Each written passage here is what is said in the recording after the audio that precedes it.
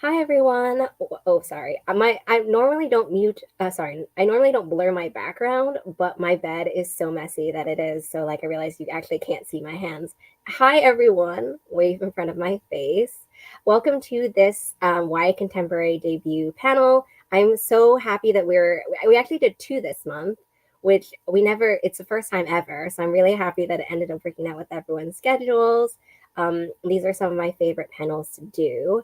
So I'm going to just say a quick sentence, I guess, about me, and then my lovely panelists will all introduce themselves. Then we'll do the questions that I have.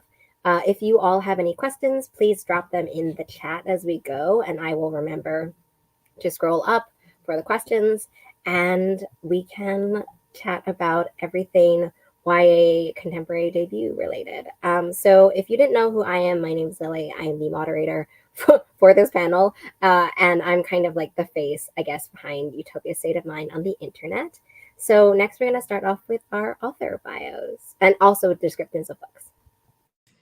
Hi, I'm Elena. I'm the author of Ever Since, which is a contemporary YA about a 17-year-old girl who is dealing with the trauma of child abuse and just kind of how she goes through her life before she starts talking about it and then what causes her to feel ready to talk about it. Awesome. Hi, everyone. I'm Danielle Parker, and I'm the author of You Bet Your Heart, which is about two ex-childhood friends who find themselves tied for their high school valedictorian position and the scholarship that goes with it.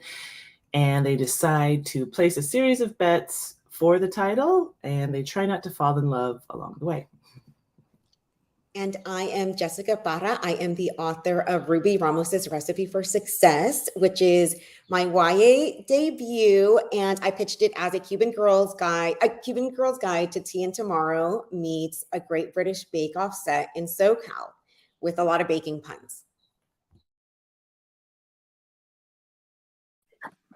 Hi, my name is Rachel Garrett. I am the author of Promposal. You can see that there.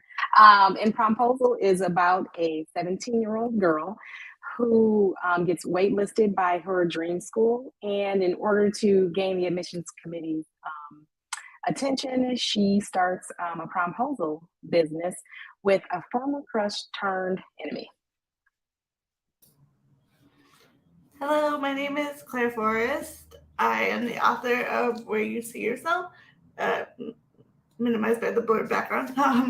It is a contemporary YA coming-of-age story centered around the college admissions process, which features Effie Galanos, who is a high school senior in Minneapolis, who is entering her senior year, figuring out who she wants to be and where she might fit in best. But her search for her dream college is complicated by the fact that she uses a wheelchair and has cerebral palsy.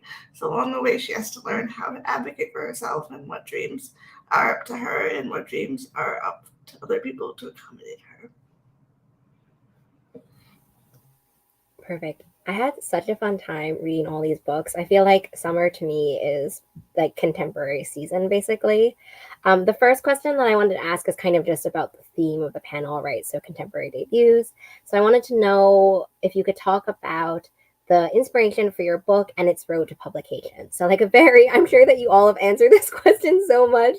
But I guess if you could please answer it again for us, that'd be great. Elena, do you want to start?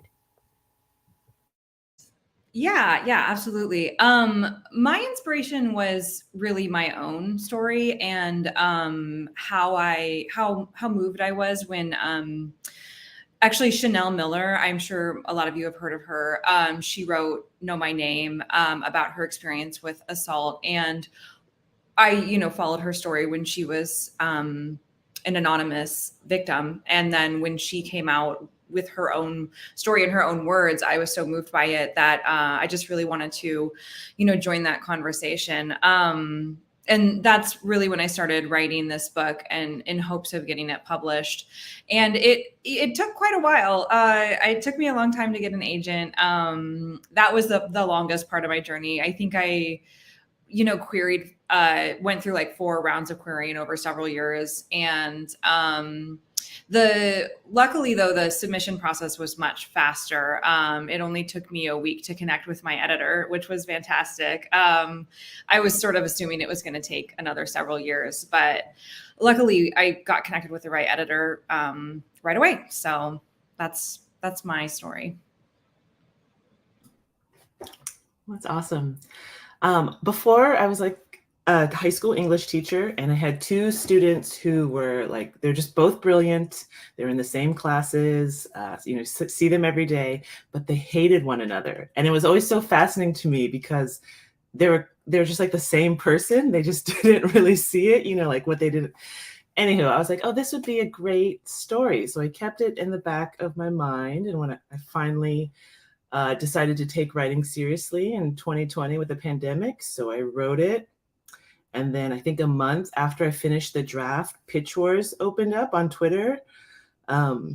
It's no longer around, which is a bummer. But I submitted to Pitch Wars and got in there. And then I worked with mentors and we revised it. And it just like fell into place. And I got an agent, and then the agent helped me fix it. And we took it on sub, and now it's in the world. And for me, I think I lived a lot of Ruby's story. It's like I'm a first generation Cuban, Guatemalan American as well. So I deeply felt like the first gen struggle. And like Ruby, my parents were very like explicit on like the type of future that they wanted for me. And because I sucked at math, I ended up becoming a lawyer. But it's like that was always in the back of my head of like writing. So I think just like in between like little breaks, like I wrote Ruby, and then I also like I wanted like an excuse to be able to like binge Bake Off as like research. It's like as soon as it like got on Netflix, I'm like, how could I keep on like watching this and like say it's like maybe work? So that's like on like the lighter side of things. So I entered when I had a draft into Las Musas mentorship, and I got in with Nina Moreno as my mentor, and we did like a revision. I queried it. I got like 90% like full requests, but I wasn't getting any offers. So I knew it's like, she told me there was some stuff, and we could get into it like later, that I needed to do. But I think as like a writer, I wasn't there yet with like the types of edits she wanted me to do.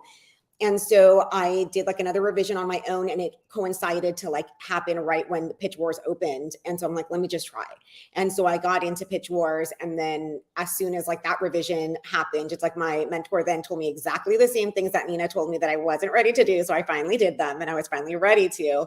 And then it just happened all very quickly. Like I think I also had like my first offer of representation and my first editor offer within like weeks of like when we finally submitted it. And then now it's out there, and I just am like about to turn in book 2 for like copy edits, which is wild.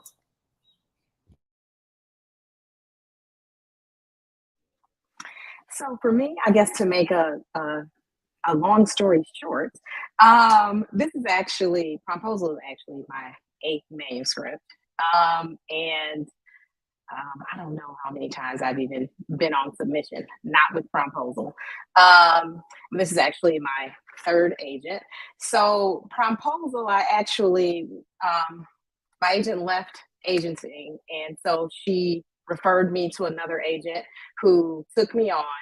And I had kind of always wanted to write just a book about prom, because in my community, like prom was a big deal. It was kind of like a red carpet thing, like when I was a kid. So I kind of always wanted to write about it, but like not prom itself, because I think I stayed at prom like 5 minutes. Like the event itself was not, it was like everything that surrounded it. So I kind of wanted to write about that. So I had that in the back of my head, and just tried to see how I could work with that.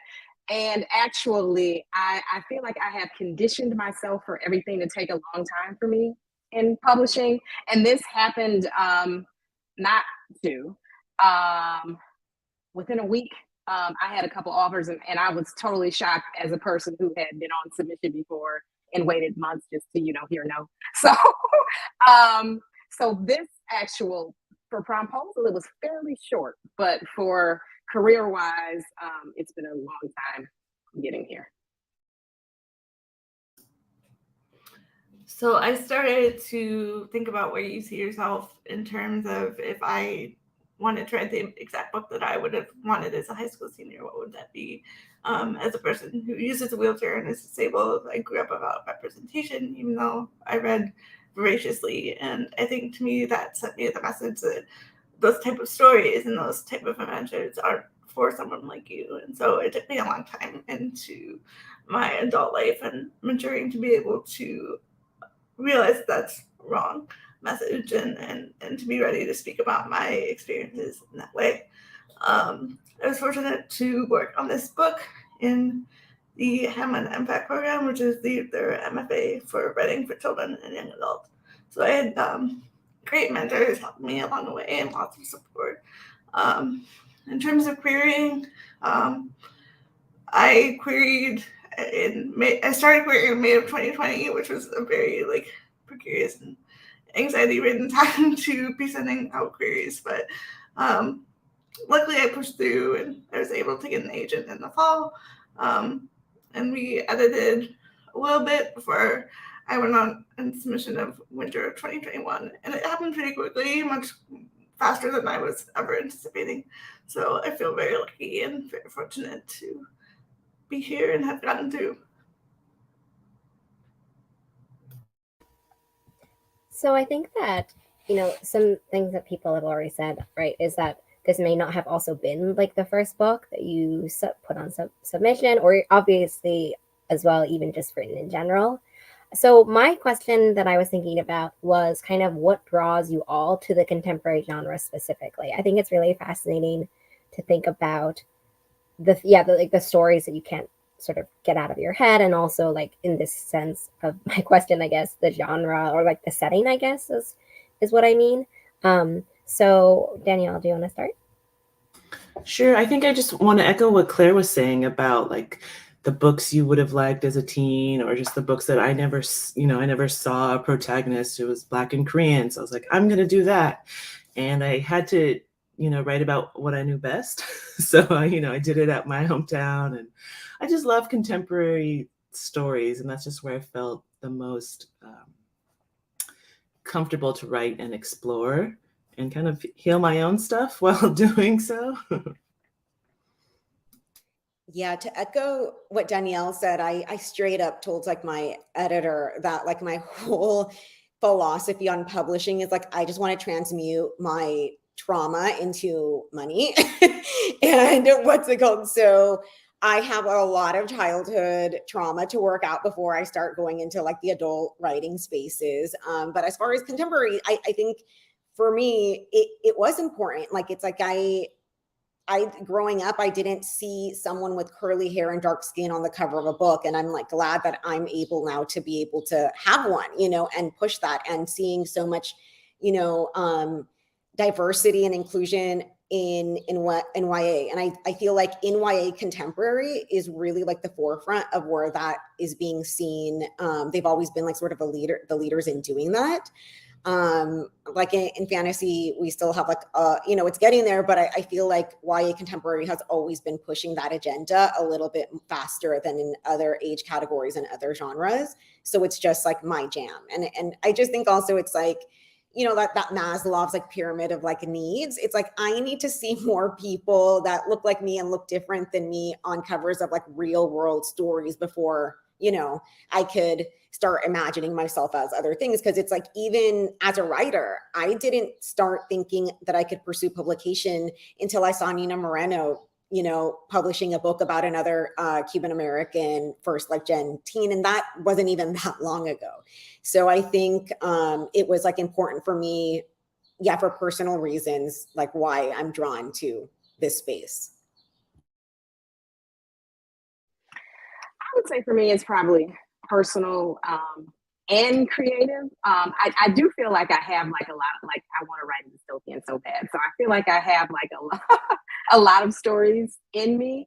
But just for me right now, where I feel like just things are at in my life and in my mind, I just feel like the idea that a Black woman can be loved and pursued is not a fantasy. And so I don't want to start out portraying it that way. Like it's real. It's like how I made it here. It's like it's a thing. It's how my kids made it here. Like it's okay, you know. So, I think for me, it's just piggybacking on really what Danielle and Jessica said. It's just really wanting to see, honestly, not just seeing it to see yourself, but also just seeing it as an actual function of your reality. I mean, and you know, showing that, you know, representing a Black person as happy or as in love or as so I think for me it's that it's my reality. So I guess I kind of wouldn't write about anything else like that. That's what comes to me. So all of the media and the books I've consumed like throughout my life tend to be almost all contemporary stories. I just really adore them. And that's where my heart is. And I think as a disabled person, it's really important to send the message that we don't just exist in some fantasy world or in people's imaginations. Like we are real people who go through real world problems. And I always say, you know, we're the same as everybody else. We have the same milestones. We have the same thoughts and fears, and some of them are colored differently because we are disabled, but we really are at the end of the day same as everybody else. And I think you know, we deserve to be the hero of our own story too. And that was just really, I would never consider not writing a contemporary story because of those reasons. Yeah, I would echo Jessica, actually, that I think I've wondered why I'm so drawn to writing young adult as an adult. And I think a lot of it is just sort of processing my own trauma, honestly, like working through what I went through as a teenager. And it's funny, I actually started writing fantasy because that's what I read a lot as a teen. And it wasn't until I had queried a fantasy and failed at it that I started to just shift my thinking and write the characters that I, you know, I don't have experience as a, you know, an elf maiden, you know, so I was like, I need to write what I know and where I, you know, what's in my heart. And that's why I started just working on this character. And then the story really just sort of formed around who this character was. You know, why does she act like this? Why does she make so many bad choices, you know, like, and sort of just deconstructing her and then building the story around her with a lot of help, because I don't feel like I did a very good job with the plot in the beginning. Yeah, I also just wanted to kind of go to that really dark place that teens can go to. And I don't think, not to say that there aren't young adult novels that deal with pretty dark subjects, but I think especially when it comes to assault, it can kind of be danced around at times. And I wanted to really not dance around it. I wanted to be, you know, this is the worst thing that can happen. And my character comes out of it okay. So that's why. So I have a few questions that are kind of pairing up some books and like themes and like things that I've wanted to delve a little bit deeper into. The first one that I have is for You Bet Your Heart and a Promposal, your main characters have to figure out their own future and sort of what they're willing to do for that. Including, as you all mentioned in your book descriptions, who they are willing to come back into contact with, or like, you know, have to delve into the past a little bit with them. So can you talk to us about your inspiration and how specifically also how was it to create both of your side characters? Because I think something I really appreciate in both of your books is like the history off the page, or like the sense of sort of the past in the ways that you can see, you know, memories and things kind of come back on the page.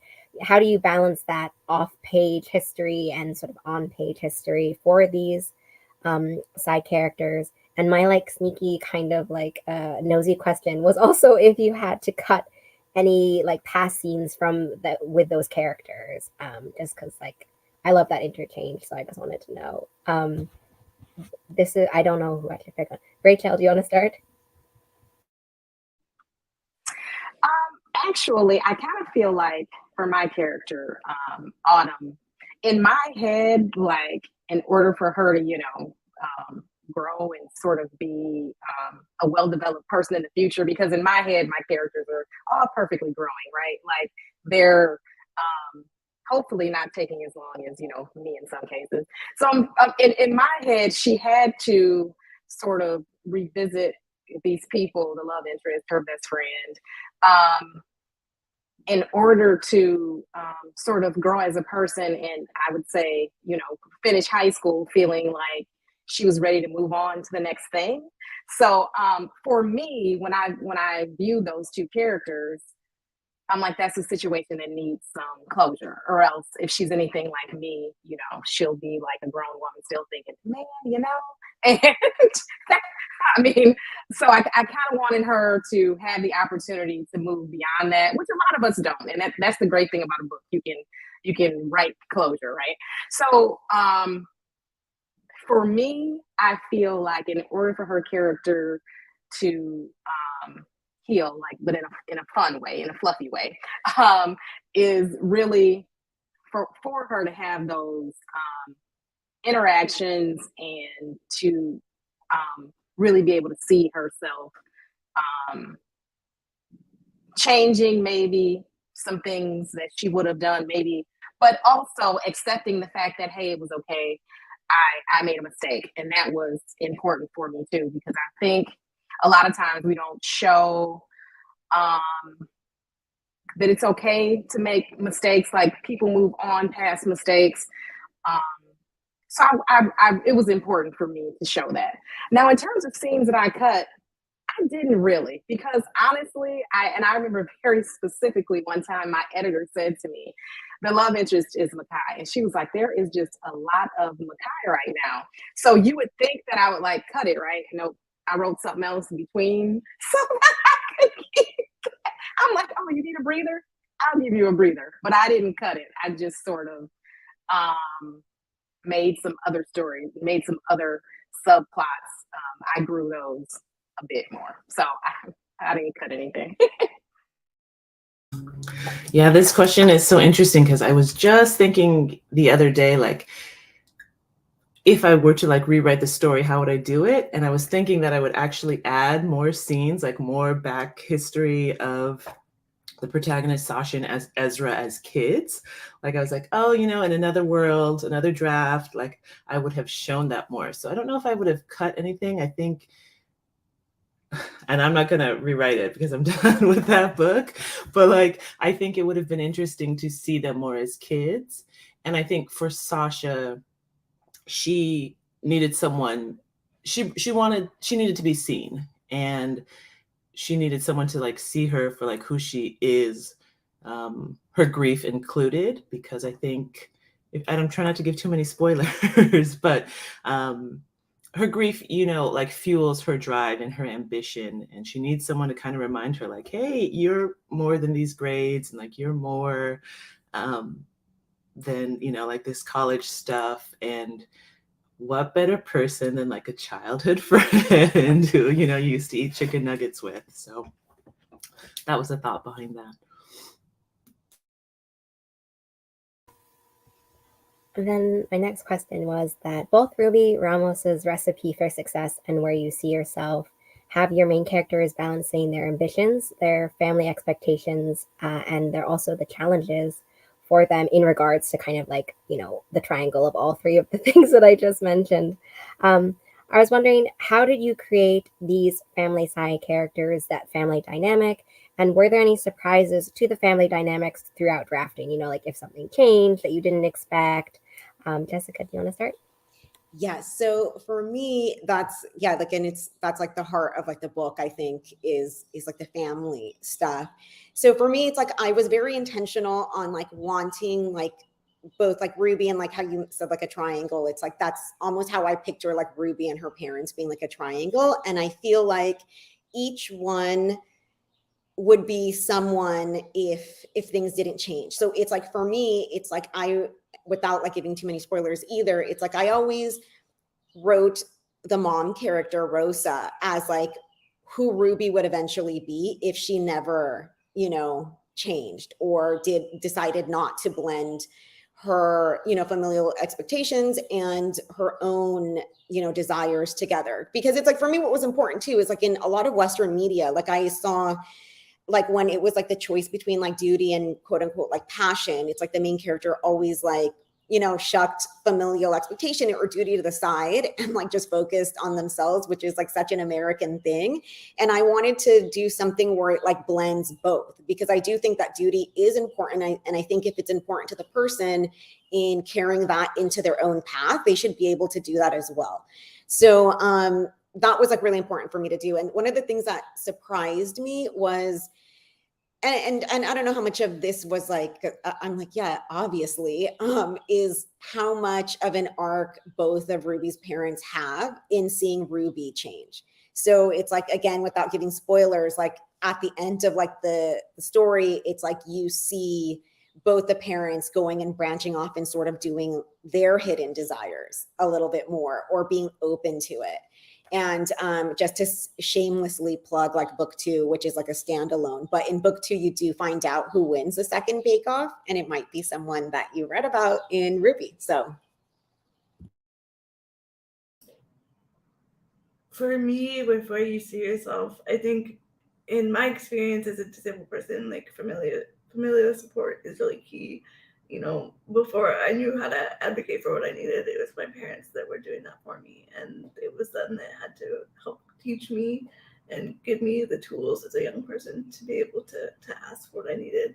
And I think throughout the book, Effie has a dream school. She wants to go to a school in New York City.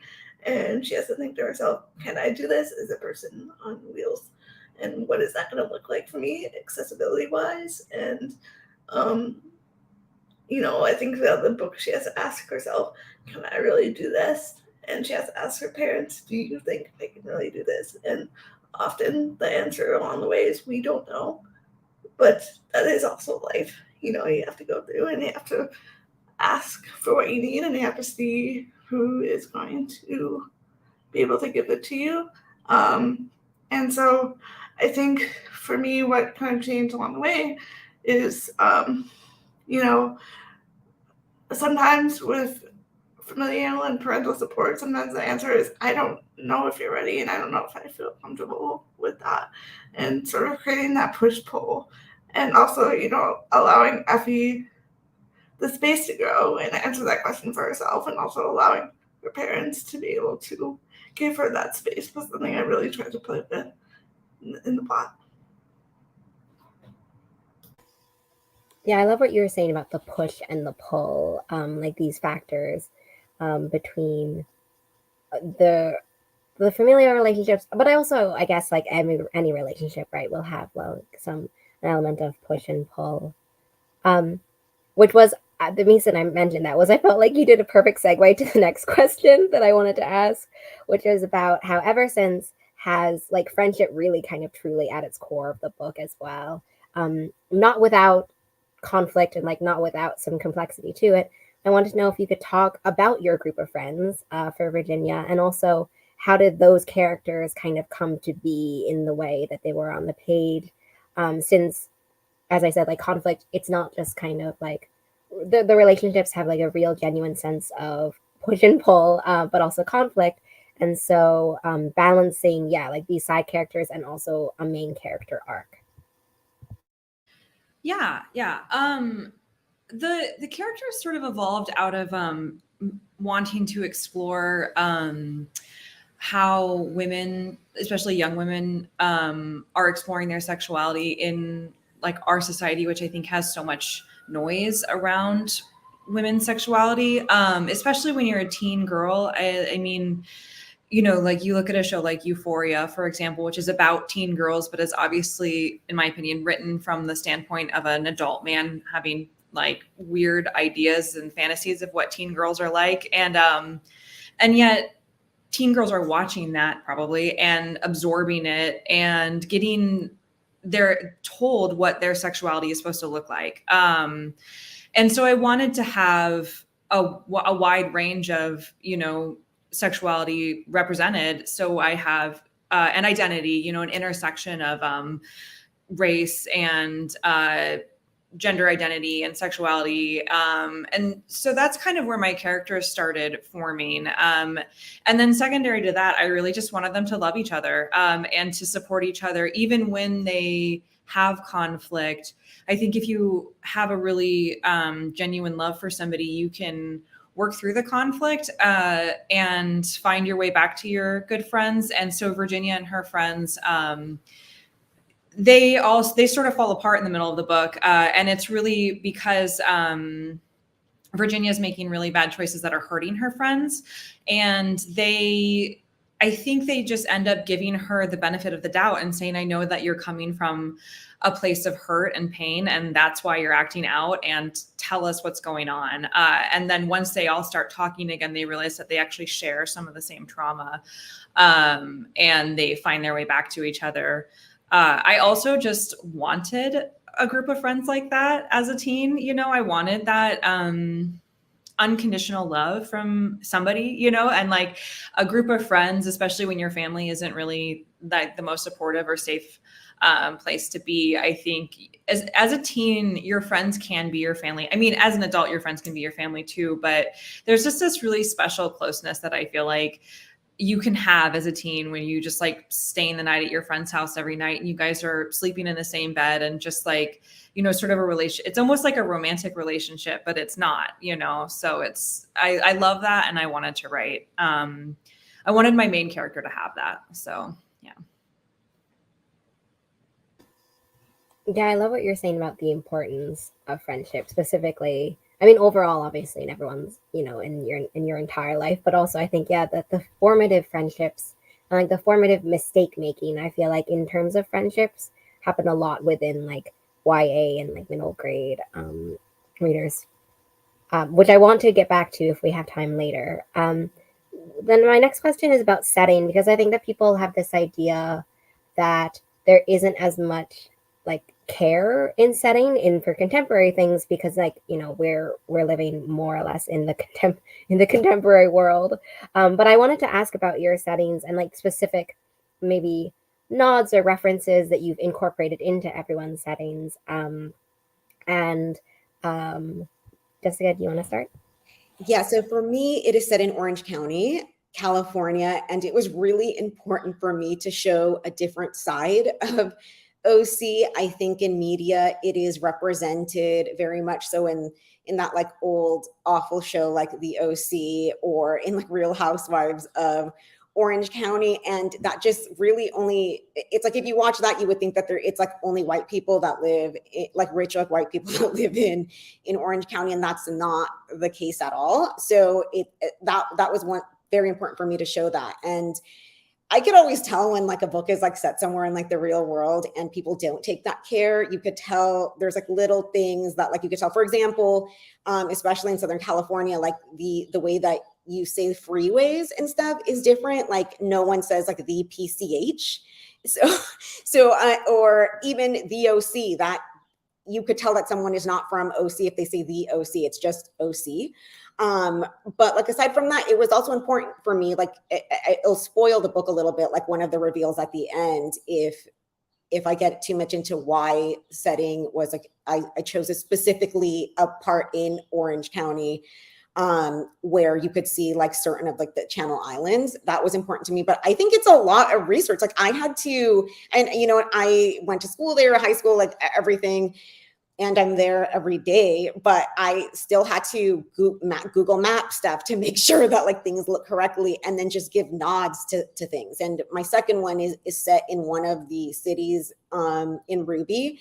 And it's pretty much set like a lot in Disneyland. So it's like even that, talking about specific places, like I would have to go and do like photos and, you know, like try to like, and then just like the other sensory details of like what a place like smells like, feels like temperature wise, or what it sounds like, or other sensory things. So I think that people don't realize how hard it really is, because it's like now since it is real, other people could instantly read it and be like, oh no, like you did it wrong. So I think that there's like even an additional layer of care that you have to take, because it's like you will be called out if it's incorrect versus like something that you just make up in your head.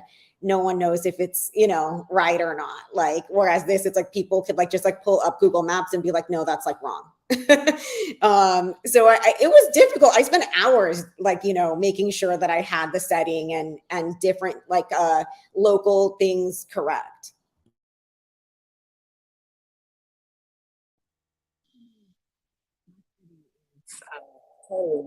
In fact, I had to change the name of it toward the end because I realized the city that I had originally called it, there was another city by that name in Michigan that I didn't even know about. And so I was like, oh, so the only thing that I did try to do is I tried to, because the book is set in southeastern Michigan, like Metro Detroit area, but I am from north of here. And so north of here would be more Native American names, like where I'm originally from.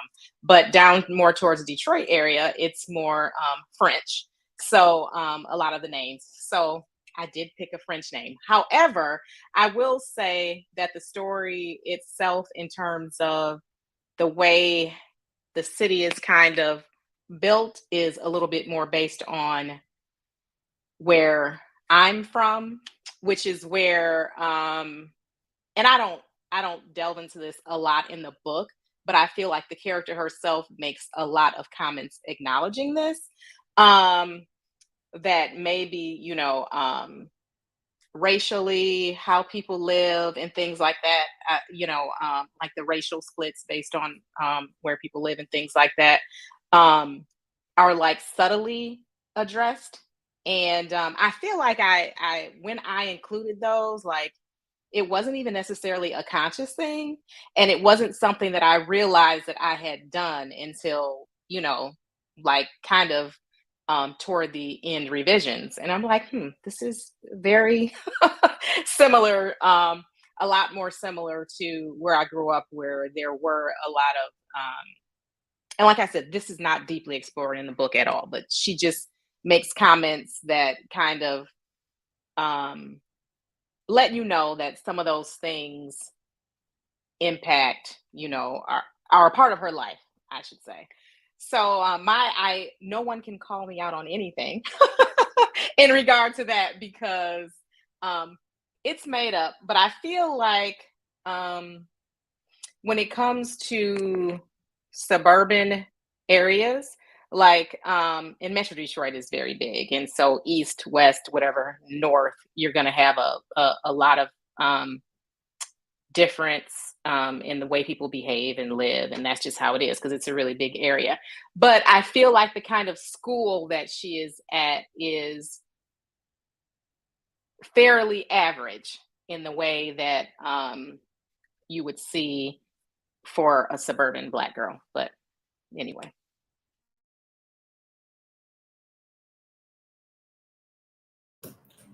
For me, I set the book in Minneapolis, which is where I was born and raised, and I just did a local event with another local author who said that she set a book in Minneapolis, but she made up some locations, and I was like, my gosh, it didn't even like occur to me ever to do that. I think it was just this place is really deeply ingrained in me, and I've heard from a couple people that they're just like, I want more stories in the Midwest. They're like really excited that the book is set in the Midwest. So I'm happy to give this region some love. And you know, it's related to what some of you were saying with like having to check out Google Maps and like making sure everything is accurate. And thank goodness for copy editors also that help you with that process, because even though I've lived here forever, you still get some stuff wrong in your memory, which is funny. Yeah, I had a kind of a funny way of getting to my setting.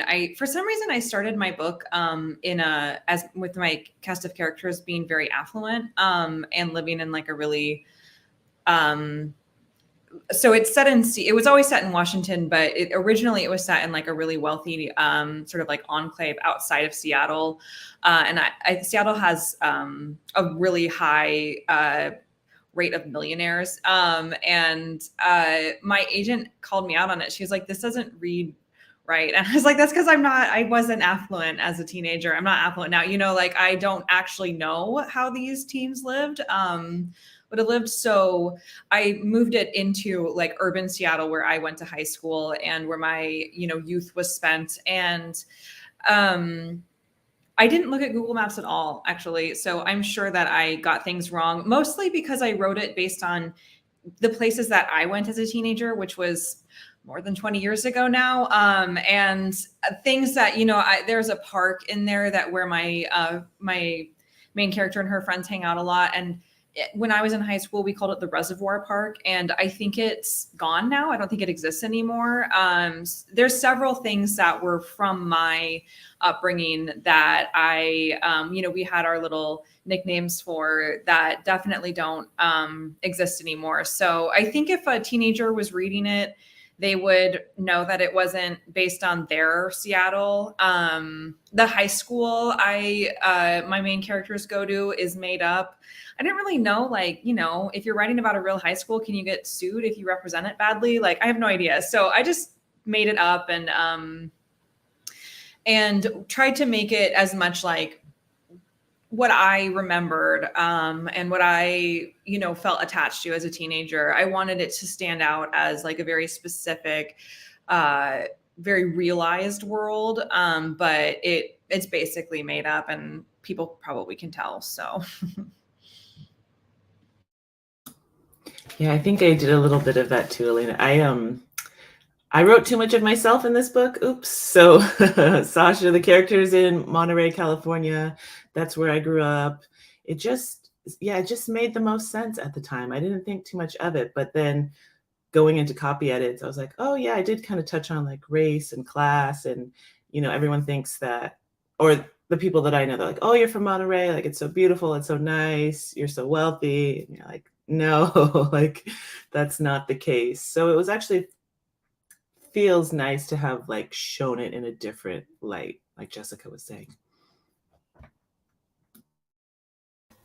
Yeah, I love that idea of Google Maps. I think, yeah, it's like, I guess maybe in like a fantasy world, saying that it takes whatever, like an hour or whatever to get from like place to place, and then not being able to have a good sense of distance in different settings, I think could really impact. Specifically speaking as someone who has like no sense of distance or direction, I think would be kind of tricky.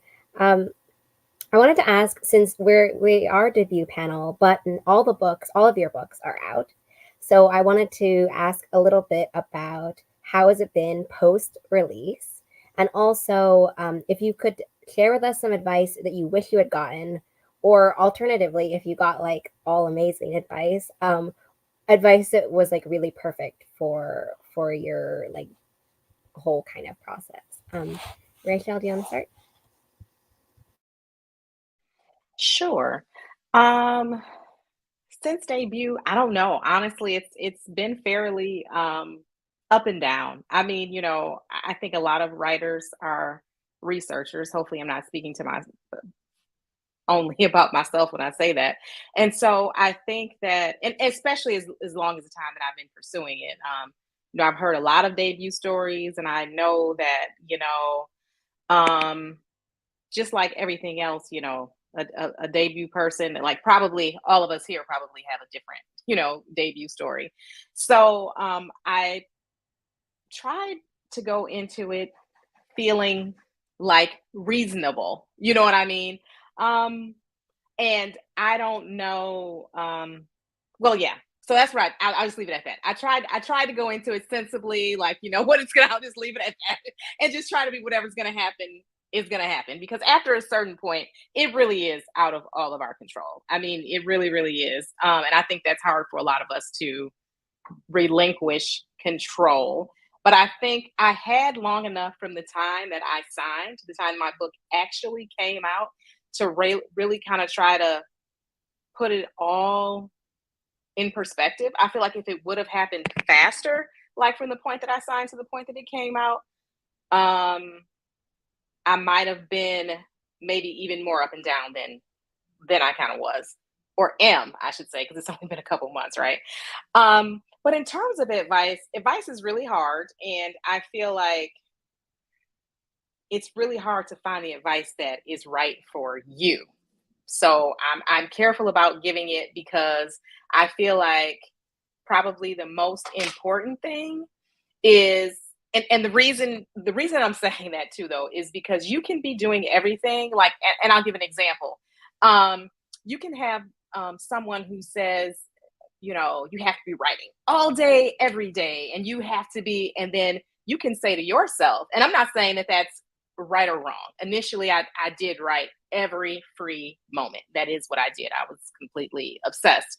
You can, and then you would say to yourself, man, you know, I do write all the time and it's still not happening for me. I'm doing what Elena said, I'm doing what Clara said, I'm doing what Jessica said, I'm doing what Danielle said, and they're published and I'm still not published. So that's one of the reasons why I feel like you have to be really careful about the advice you're listening to and the advice that you're applying to yourself.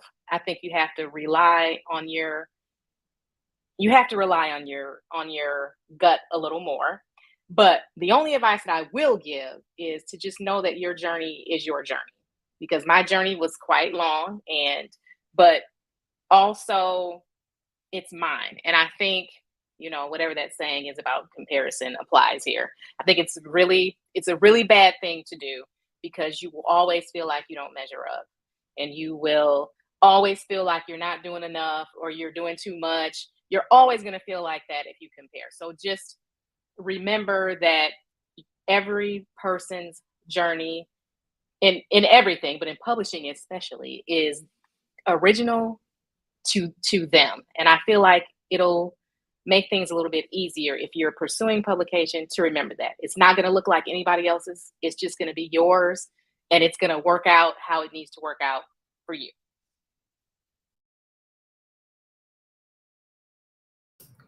Is it my turn? I lost track of the order.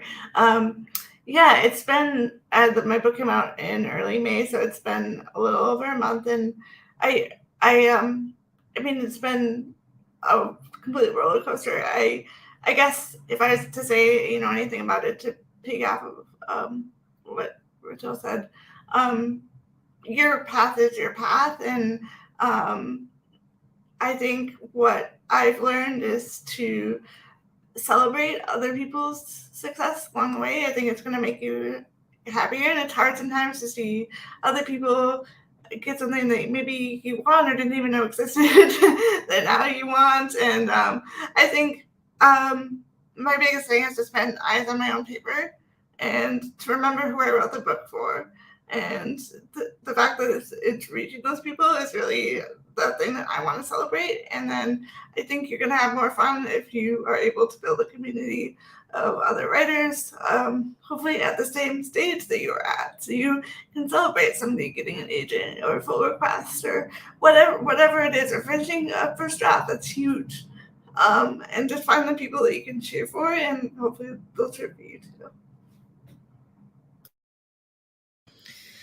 Yeah, I absolutely agree with Rachel and Claire. I think everybody's journey is definitely different for sure. And it's you always see, you know, you notice the good things that are happening for other people. And, you know, hopefully you have good friends who will also be sharing with you, like, when they're struggling, and you guys can support each other. But it's easy to just see on social media, like, oh, this person got 3-star reviews, woohoo, and I got none, so that makes me really sad. Like, and it just doesn't help to do that. So just try not to, although you're probably going to anyway. But be gentle with yourself throughout the whole process with your, like, I've had some big emotional ups and downs, you know, where sometimes I just sort of didn't do anything and just like wallowed for like a week. But you know, I always came out of it again. It didn't last forever. And my passion, you know, is writing. And so no matter what, I can always come back to this actual task and skill that I have and that I'm working on, and just sit down and write.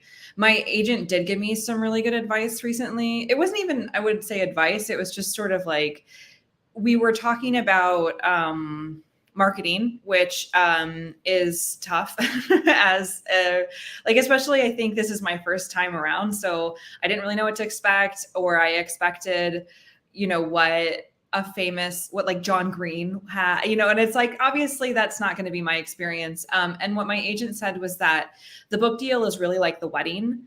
And then everything that comes after that is like the marriage. And it's like, you think that when you get the book deal, you get your happily ever after, but really it's not over. Like there's so much work to do after that. And there's going to be a lot of ups and downs. And I just thought that really framed it in a way that was really helpful for me. And remembering, that like, it's not, it isn't a happily ever after. You just it's a job and you're going to keep working at it. So, yeah.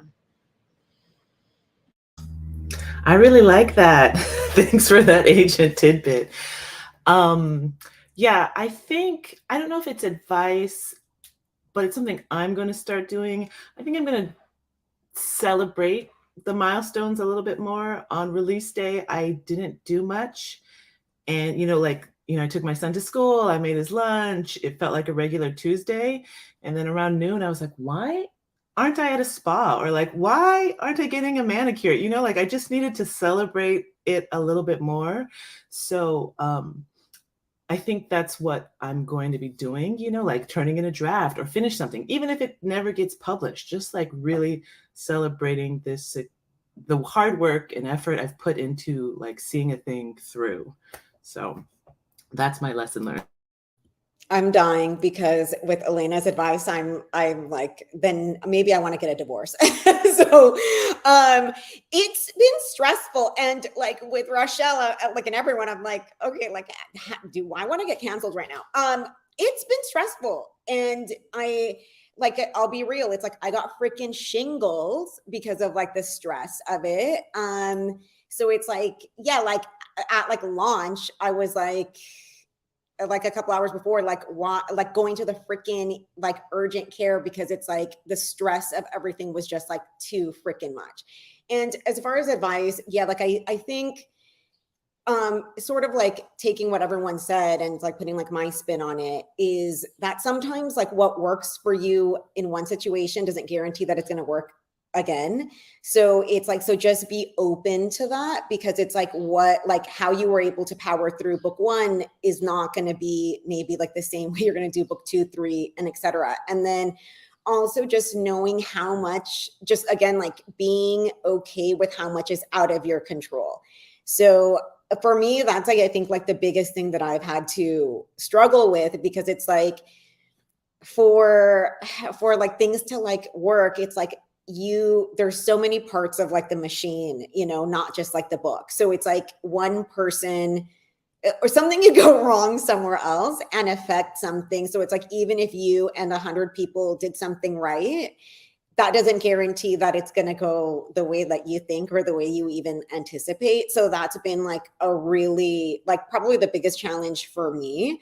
So yeah, it's been hard, if I'm like honest, because it's like, to me, like, I think what I have to do now is just like find what would make it worth it for me to like keep pursuing this. Because I think not only is it like hard, because it's like a lot of people think, oh, like writing is like a dream job. And it's like, they conveniently forget that there's the job attached to it. So it's like most people aren't able just to do this full time. You have like a job to pay for, insurance if you're not married or whatever, or you have a spouse to help, like it's a job. So even though there's creativity attached, doesn't make it like necessarily that it's like fun to do. So I think my struggle is like, yeah, like I have to reassess like what will make, yeah, like the things that like have to happen for me to be able to like make this worthwhile. Because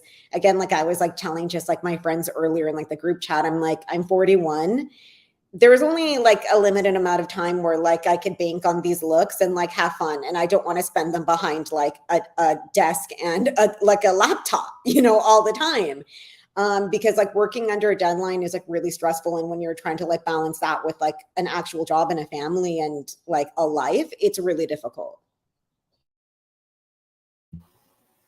Yeah, I think that I like, this is a hard question. I do like asking it though, because I think that there's a lot of times where you think that like that will be, if you get X, then it'll be the thing, right? Like, and I think that just specifically with publishing, but I'm sure this metaphor works for like everything, right? You have this, you don't even know necessarily all the steps that are going to happen afterwards. So you're like, oh yeah, you might think, oh, as soon as I have an agent, then like, everything will be great. And then it's like, but then there's so many things after that.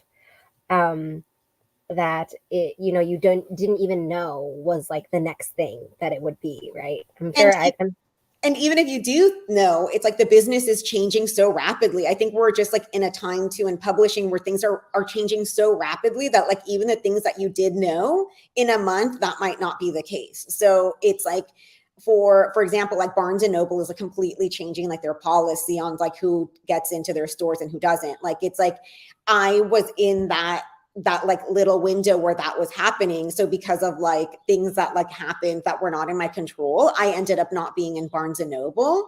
And it's like a lot of people like in my debut group, it's like a crapshoot of like who is or who isn't or in what format is going to be accepted. So a lot of people, even if they are in Barnes and Nobles, it's like now the switch is changing to like paperback or like more paperback for certain genres. So that's also for me what I struggle with, since I'm like such a type A, need to know everything type of person. Even if I like do find information on stuff, then it's like that information could be like not applicable because of like either the imprint, each imprint does things differently, and just like the business of like book selling and retail is changing too. So it's weird. Yeah, definitely agree. The things, the landmarks, or like the things that you think you can rely on definitely end up changing a lot. Um, that was a hard question, but my next question I think is also going to be hard. I've really enjoyed, since I've been struggling with this as well, the idea of like refilling your creative well, and kind of like how you, I don't even know, like how you human, like how, you know what I mean? Like how you still retain your own passion, your own, like the things that you enjoy basically. So that's what I would love to ask you all. How do you recharge your creative well, and like how do you manage that? Claire, do you want to start? Yes. Yeah, this is, I think it's increasingly challenging, especially when you have something, a physical book that exists in the world that opens you to feedback and all of that. I think for me, knowing like, I guess before I was even really actively pursuing publication, I went to a writing retreat, and somebody there said the reward of what we do is not, getting awards. It's not getting great feedback. It's not getting published. The writing itself is the reward. And as much as I kind of try to hold on to that, and I had no idea at the time what that meant, but now I'm like, oh, he was absolutely correct. And I think too, like knowing when to step away and take a break, and knowing I'm just gonna watch a great TV show today, and that's inspiring, or spending time with my friends, and even friends that don't write, to remind myself like there's a whole world outside of this bubble that we call book writing and publishing, and also just like allowing the whatever however I can, the pleasure, like the pure pleasure of writing, to come in, and trying to say like I'm not trying to write a novel that's going to be published almost in a way, and getting in touch with that version of myself that just likes to try to write a great story or a good sentence. That's how I try to approach it. Yeah, I totally second I love that you said, Claire, just writing a good sentence, because sometimes you just get that sentence that just, you're like, I nailed it, and it's such a good feeling. I like to pretend that I don't need to recharge my creative well. And I'll just sit at my computer and be like, why isn't this working? and then this is just like, it's like clockwork. Then I resist it. And then finally, like the thing that always works is going on a walk, which is so stupid and annoying. And I hate that. But like yesterday, I've been struggling with my working on my option book a lot, like really it's not been flowing at all. And I've really been not happy with what I've got. And I finally just went and took like a long hike yesterday, and I was hiking and like the ideas were just flowing and churning. And, I came home and I had solved like a major problem that I was working. And I'm just like so annoyed with myself because I do this every time, but I don't think I'm ever gonna not do it. So, oh well. In a couple of weeks, just remind me, go take a walk. The words will start flowing again. But yeah, and I also second Claire, like sometimes you just need to sit on the couch and, you know, like I'll rewatch like my comfort movies, which would be like, you know, the Avengers, or something like that. And just like not think about it. Like you cannot be creative 9 to 5, Monday through Friday. You just can't. Your brain is not going to be able to do. I mean, mine isn't anyway. And I feel like that might be more pretty common. So anyway. Don't you hate that the mental health tips like actually work? Like walking?